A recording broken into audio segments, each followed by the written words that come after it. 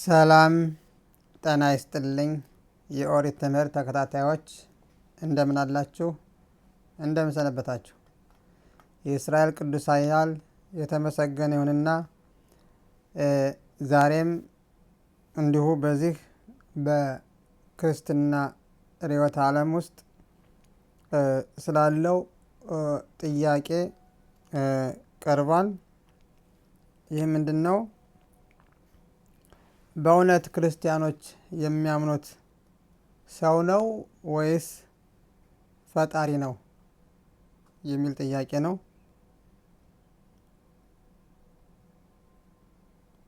ይሄ ነው እንግዲህ እንግዲህ ፈጣሪ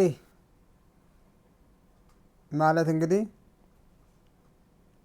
እኛን የሰው ልጆችን የፈጠረ ብቻ ሳይሆን ጠቅላላ ሰማይና ምድርን፣ ፀሐይን፣ ከዋክብትን እነዚህ በሙሉ የምናያቸውን ወይም የማናያቸውን ፍጥረታትን በሙሉ የፈጠረ ኃይል ማለት ነው። እንግዲህ ይህ ኃይል የሚታይ የሚዳሰስ የሚጨበጥ አይደለም።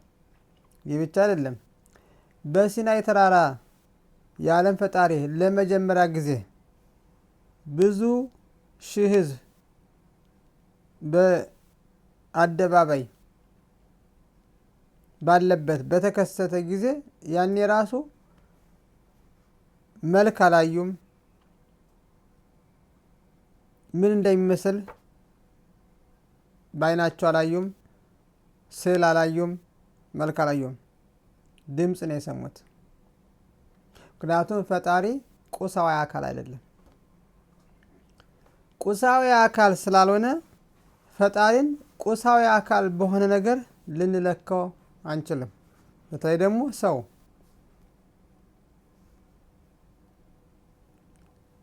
ነገር ግን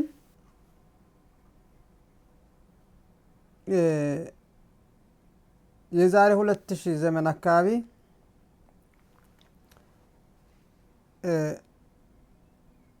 አይሁዳውያን ኦሪትን ከኦሪት እንግዲህ ባለፈው ትምህርታችን እንደተማርነው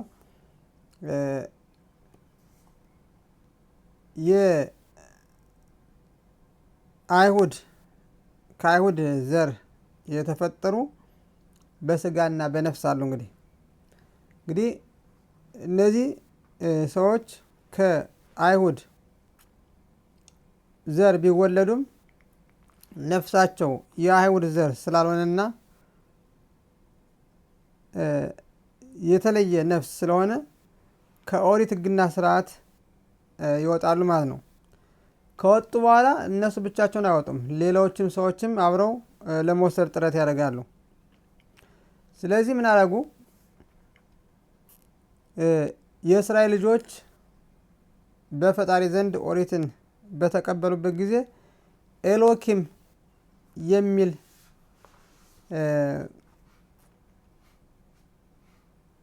ስም ተሰጥቷቸዋል።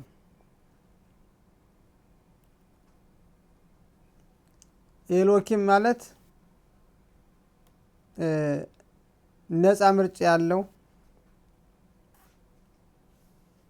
ልክ ሙሴ ወደ ግብፅ ሲሄድ ራሱ እሱም ራሱ ኤሎኪም ተብሏል።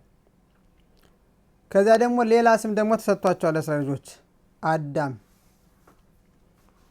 ኦሪትን በተቀበሉ ጊዜ አዳም አትብላ የተባለውን በልቶ ከገነት ከተባረረ በኋላ ለመጀመሪያ ጊዜ የእስራኤል ልጆች ኦሪትን በተቀበሉበት ጊዜ ያንን አዳም አትብላ የተባለውን ነገር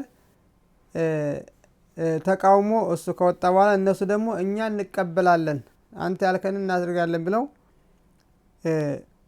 በተስማሙበት ጊዜ ያኔ የእስራኤል ልጆች አዳም ኃጢአት ከመስራቱ በፊት እንደነበረው ሊሆኑ ይችላል ማለት ነው።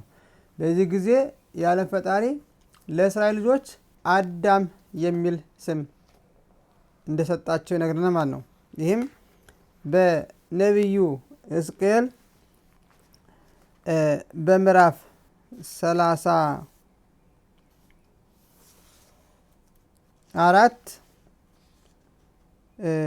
ቁጥር 31 ላይ እንዲህ ይላል። ואתן ጾኒ מריእቲ አዳም አቴም አኒ ኤሎሄም ኖ ማሸም ይላል።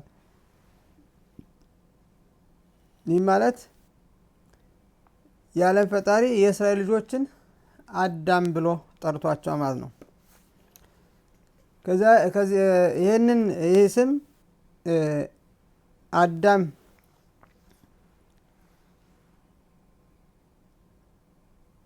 የመጀመሪያው ሰው አዳም ከተባለ በኋላ ለሁለተኛ ጊዜ አዳም የተባሉት የእስራኤል ልጆች ናቸው ማለት ነው። ይህ ማለት ሌሎቹ የአዳም ልጆች እንጂ አዳም አልተባሉ ማለት ነው። ኦሪትን ስላልተቀበሉ ማለት ነው።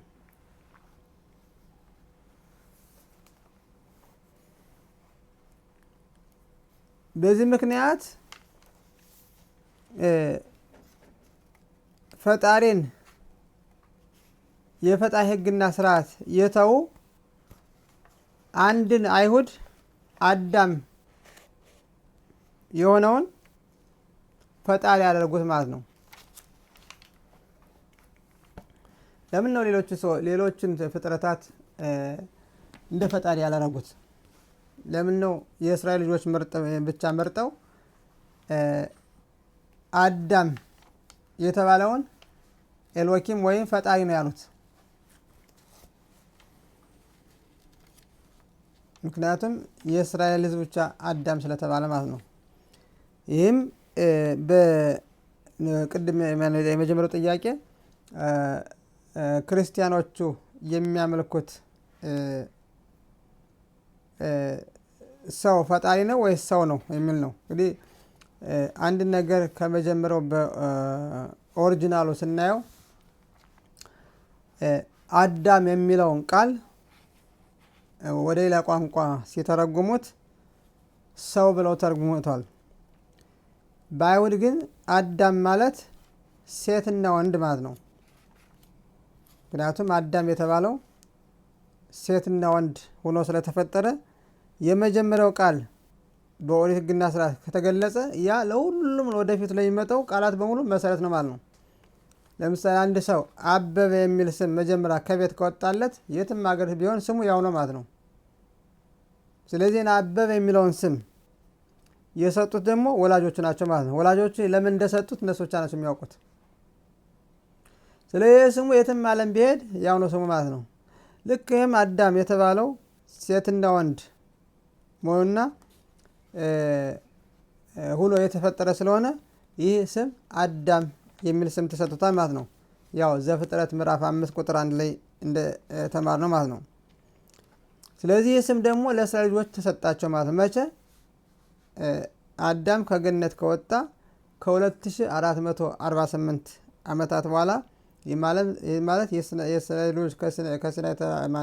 ልጆች ከግብፅ ምድር ከፈርዖን ባርነት ከወጡ በኋላ እና ኦሪትን ከተቀበሉ በኋላ የእስራኤል ልጆች አዳም ተብሏል ማለት ነው። ምክንያቱም አዳም የፈጣሪን ቃል ባለመቀበሉ ከገነት ከወጣ በኋላ የእስራኤል ልጆች ስለተቀበሉ ደግሞ ወደ ገነት የሚያስገባውን መንገድ ኦሪት መመሪያ ስለተቀበሉ አዳም ተብሏል ማለት ነው። ለዚህም ነው የእስራኤል ልጆች ናቸው ወደ ገነት የሚገቡ የሚባለው ወይም 7ቱን ሕጎች የሚጠብቅ ብቻ። ስለዚህ ክርስቲያኖቹ አንድን አይሁድ ፈጣሪ ወይም ኤሎኪም አድርገው እንደሚያመልኩ አስቀድሞ ነቢዩ ኤርምያስ ጽፎት እናገኛለን ማለት ነው።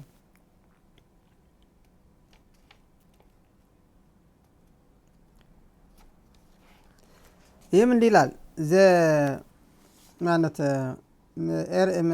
ኤርምያስ ነቢዩ ኤርምያስ ምዕራፍ 16 ቁጥር 20 ላይ አሴሎ አዳም ኤሎሂም ወሂማል ኤሎሂም አንድን ይሁዲ ኤሎኪም ነው ብለው የሚያመልኩት በእውነት ኤሎኪም ነው? ኤሎኪም አይደለም፣ ይሁዲ ነው፣ ሰው ነው። ለዚህ ነው አወዳዘራ ወይም ባዕድ አምልኮት የተባለው ክርስትና እምነት። ፍጡር የሆነን በሙሉ ልክ እንደ ፈጣሪ ኃይል መስጠት እጅግ በጣም ታላቅ ኃጢአት ነው። የፈጣሪን ስም ማርከስ ነው። ለአንድ አይሁድ የፈጣሪን ስም መስጠት ከዚህ በላይ ትልቅ ክህደት የለም ማለት ነው። ለዚህ ነው እኮ የአዳም የልጅ ልጅ ኤኖሽ የሚባለው ፈጣሪ እንግዲህ በጣም እነዚህ ሰማይን፣ ጨረቃን፣ ከዋክብትን በሙሉ የፈጠረ ስለሆነ እሱ ትልቅ ኃይል ነው። ስለዚህ እሱ ለፈጠራቸው ቁርባን፣ ጸሎት ማቅረብ አለብን። እነሱን ስናከብር ፈጣሪን እንዳከበር ነው ይቆጠራል በማለት በመጥፎ ሀሳብነት ያሰበው ማለት ነው። ከዚያ በኋላ የፈጣሪን ስም አውጥቶ ለሰው መስጠት ጀመረ። ከዚያን ጊዜ ጀምሮ የፈጣሪ ስም ሊረክስ ችሏል ማለት ነው። አሁንም እንደዚሁ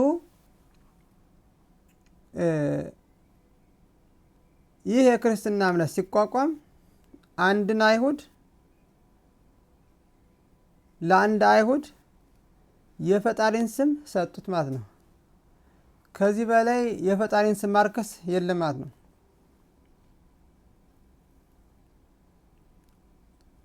እንግዲህ የሁሉ ሚሊያርድ ህዝብ የሚያመልከው በዚህ ነው ማለት ነው። ከዚህ የተነሳ ነው አንድን ይሁዲ ነው እንግዲህ ፈጣሪ ነው የሚያመልኩት።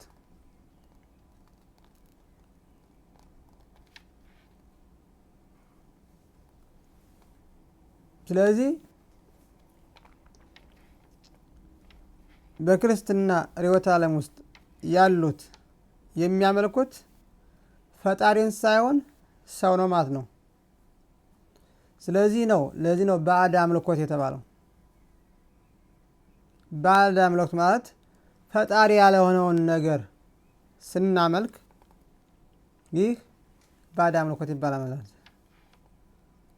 አወዳ ዘራ ማለት ባዕድ አምልኮት ፈጣሪ ያልሆነውን ነገር ለፈጣሪ ላልሆነው ኃይል ለሌለው ነገር ያውም ለሰው ያውም ከኦሪት ሕግና ስርዓት ወጥቶ የኦሪት ሕግና ስርዓት በመቃወም ለወጣው አንድ ይሁዲ የፈጣሪን ኃይል የፈጣሪን ስም መስጠት ከዚህ በለጠ ትልቅ ኃጢአት የለም ማለት ነው። ስለዚህ እያንዳንዱ ይሁዲ ይህን ማወቅ አለበት። ፈጣሪ የፈጠረውን ፈጣሪ እንጂ አንድን ይሁዲ ማምለክ የለበትም ማለት ነው። እርግጥ ነፃ ምርጫ አለው፣ ግን መጨረሻ ላይ የሚጎዳው እሱ ነው። ዋናው ፈጣሪው እያለ አንድን ይሁዲ ለይቶ ማምለክ እጅግ በጣም ታላቅ ኃጢአት ነው። ለዚህ ነው ፈጣሪ በጣም ጣዖት በሚያመልኩት ከሱ ውጭ የሚያመልኩትን የተለያዩ ባዕድ አምልኮቶችን እጅግ በጣም አርጎ የሚቃወመው ወይም በፈጣሪ ዘንድ እጅግ በጣም አጸያፊ ሆነ ማለት ነው። አስባችሁታል? አንድን ይሁዲ ለይቶ አንተ ፈጣሪ ነህ ማለት ሰው ቆሳዊ አካል የሆነውን ነገር አንተ ፈጣሪ ነህ። ከዚህ በላይ ሞኝነት አለ? የለም። ስለዚህ እያንዳንዱ ይሁዲ ይህን ማወቅ አለበት ማለት ነው።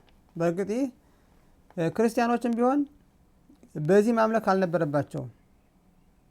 ማምለክ ያለባቸው በአንድ ፈጣሪ እንጂ አንድን ይሁዲ ፈጣሪ አድርገው ማምለክ አልነበረባቸውም።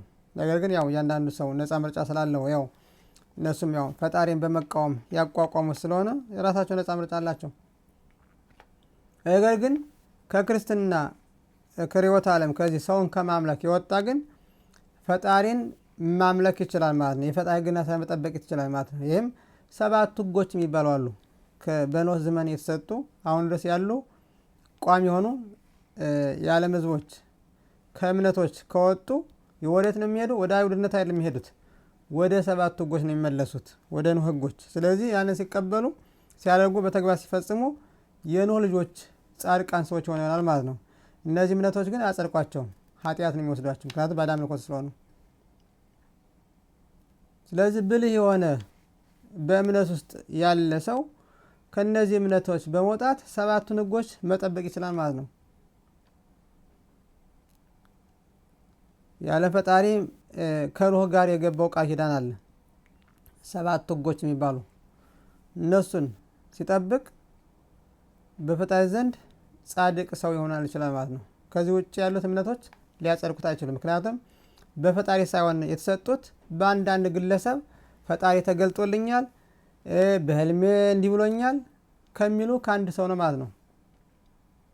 ለዚህ ነው በሙሉ እምነቶች በሙሉ በተለያዩ ዘመን ያሉትም አሁንም ቢሆን ክርስትና ሆነ እስልምና በሙሉ የተቋመው በአንድ ግለሰብ ሰው ነው። ይህም እንደሚከሰት የዓለም ፈጣሪ አስቀድሞ ተናግሯል። ዘዳግም ምዕራፍ 4 ቁጥር 32 ላይ ወደፊት የሚመጡ እምነቶች በሙሉ በአንድ ግለሰብ ብቻ ነው የሚቋቋሙት። ምክንያቱም ምስክር የላቸውም። አንድ ሰው ፈጣሪን ያናገረኝ ብል ምን ምስክር አለኝ ከኔ ውጭ? የሚያምነኝ ያምነኛ፣ የማያምነኝ አያምነኝም። ስለዚህ የሚያምነኝን ይዤ እቀጥላለሁ ማለት ነው። ስለዚህ አንድ እኔ ያልኩት እንዲያምነኝ ካሳመንኩኝ አንድ ሰው እኔ እውነት ትክክል ብሎ ካመነኝ እሱ ሁለት ተሆነ። ከዚያ በኋላ ደግሞ ሌላ ሰው ሁለት እንጨምራለን። እንደዚያ እያልን የተስፋፋ ነው። ክርስትናም እንደዚያ የተባለ የተስፋፋ፣ እስልምና እንደዚያ ነው፣ ቡድሂዝም እንደዚያ፣ ሁሉም እምነቶች በሙሉ እንደዚህ ነው ማለት ነው። ይሄ ለዚህ ነው እንግዲህ የእስራኤል ልጆች በአጠቃላይ ሁሉም በአንድ ጊዜ ተሰብስበው የዓለም ፈጣሪን ቃል በቀጥታ የሰሙ እነሱ ብቻ ናቸው። ወደፊት የሚሰማ የለም፣ ሊሰማም አይችልም። ፈጣሪም እንደማያናግራቸው ቃል ኪዳን ገብቷል። ስለዚህ እያንዳንዱ ይሁዲም ሆነ ይሁዲ ያልሆነ ይሁዲው በኦሪት ሕግና ስራ በሰጠው መንገድ ብቻ መሄድ አለበት። ይሁዲ ያልሆነ ደግሞ በተለያየ እምነት ውስጥ ገብቶ ያለው ራሱን በመጠየቅ ወደ 7 ሕጎች መመለስ ይችላል ማለት ነው። ፈጣሪ ወደ አዘዘው ሕጎች፣ ሰው ሰራሽ ወደሆን ሳይሆን ፈጣሪ ወደ አዘዘው ሕጎች መመለስ ይችላል ማለት ነው። እነዚያን ከጠበቀ ፈጣሪ የገባውን ውል ካደረገ በፈጣሪ ዘንድ ጻድቅ ሰው ይባላል ማለት ነው። ከዚህ ውጭ ሌላ መንገድ የለም። እምነቶች ገነት አያስገቡም፣ መንግስተ ሰማያት አያስገቡም። ገነት ወይም መንግስተ ሰማያት የሚያስገቡት ሁለቱ ብቻ ናቸው። አይሁዳውያን የኦሪት ሕግና ስርዓት 613 ያለውን ሲጠብቁ፣ በሲናይ ተራራ የገቡትን ቃል ኪዳን ሲጠብቁ፣ ሁለተኛው ደግሞ የዓለም ሕዝቦች በሙሉ 7ቱን ሕጎች ሲጠብቁ ብቻ ነው። ከእነዚህ ውጭ ያሉት ሰው ሰራሽ እምነቶች በሙሉ መንግስተ ሰማያት አያስገቡም፣ ገነትም አያስገቡም ማለት ነው። እንደዚህ ወሬ ብቻ ናቸው ነው የሚቀሩት። ስለዚህ ብልህ የሆነ ሰው እነዚህ ማወቅ ይችላል ማለት ነው። ስለዚህ ክርስትና የሚያመልኩት አንድን ይሁድ እንጂ ፈጣሪን አይደለም ማለት ነው። ወይ መጨረሻው ድምዳሜያችን እና ልብ ያለው ልብ ይበል። መጨረሻ ላይ የሚጋፈጠው ራሱ ነው ማለት ነው። እያንዳንዱ ሰው ነፃ ምርጫ አለው። ፈጣሪ የማምለክ ከፈለገ ይችላል። አንድን ይሁዲ አመልካለሁ ካለም ይችላል። መጨረሻ ላይ ግን ውጤቱ ለእሱ ነው ማለት ነው። ይህ ነፃ ምርጫ ነው እንግዲህ ወደፊት የሚጠብቀው። ማንም አያስገድደውም። አንድን ይሁዲ አመልካለሁ ካለ ይችላል። አንድን ይሁዲ አላመልክም ፈጣሪን ብቻ ነው ማመልክ ካለ ደግሞ ይችላል። ነፃ ምርጫ አለው ማለት ነው። ለዚህም ነው የዓለም ፈጣሪ አዳምንና አዳምን ዙሮችን በሚፈጥር ጊዜ ነፃ ምርጫ አድርጎ የፈጠረን። ለሰው ልጅ ብቻ ነፃ ምርጫ አለው። ለፀሐይ፣ ለጨረቃ፣ ለከዋክብት፣ ለተለያዩ ፍጥረት የላቸውም። ስለዚህ የሚቀጥለው ታምስ ከምስጋና ለቆዩ አመሰግናለሁ።